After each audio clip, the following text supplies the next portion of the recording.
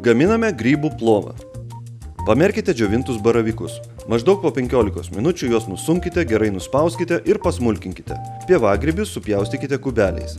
Morkas, svogūnus, papriką arba kitas jūsų pasirinktas daržoves, pavyzdžiui, cukinija ar baklažaną, taip pat supjaustykite vienodais kubeliais. Keptuvėje įkaitinkite aliejų, meskite į jį keletą česnako skiltelių. Kai jos paraudos, išgriebkite ir dėkite į keptuvę pievagrybius ir baravykus.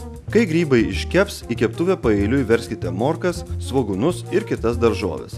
Troškinkite vidutinėje kaitroje, kol daržovės suminkštės. Pabaigoje į troškinį įdėkite porą šaukštų tirštos pomidorų pastos, paskaninkite druska ir pipirais. Puode užvirkite vandenį ir berkite į jį ryžius ir lęšius.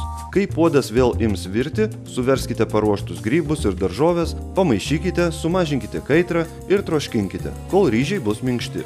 Baigiant virti, į plovą prismaistykite česnako skiltelių. Jei reikia, paskaninkite druska ir pipirais. Skanaus!